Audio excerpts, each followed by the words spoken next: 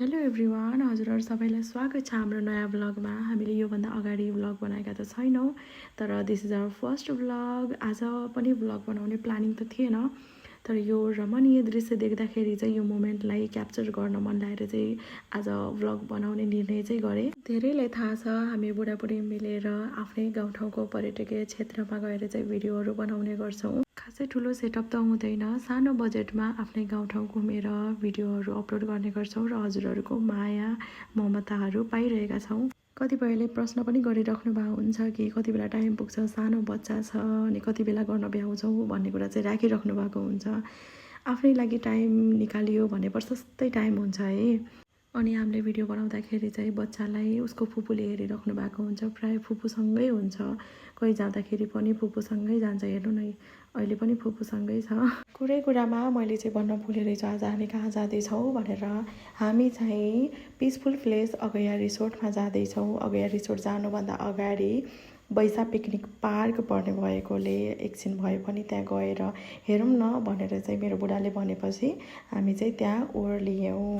अगया पार्कमा योभन्दा अगाडि नगएको त कुरा होइन, तर बार थपिराख्ने परिवर्तन आइराख्ने भएका कारणले केही चिजहरू नयाँ थपेको हुन्छ। त्यसैले चाहिँ हामी चाहिँ हेर्न गयौँ, एकछिन हेऱ्यौँ, एक दुईवटा भिडियो बनाएर हामी चाहिँ अगया रिसोर्टको लागि निस्क्यौँ।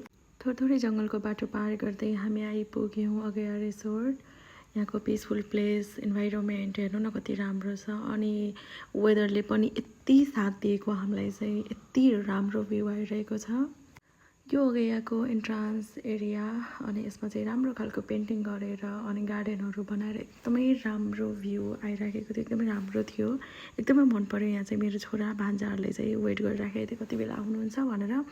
अनि मेरो बच्चाले चाहिँ मामु मामु भनिराखेको थियो है। एकदमै राम्रो, एकदमै रमाइलो, बाहिरदेखि हेर्दा नै यति राम्रो।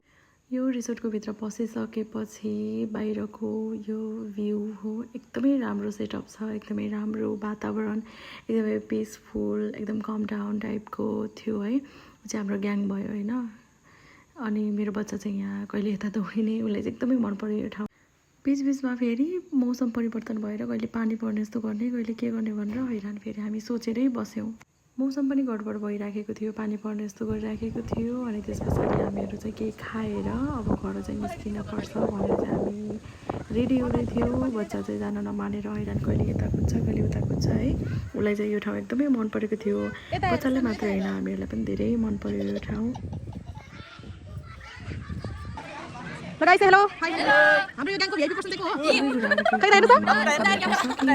hope you like it. Bye bye.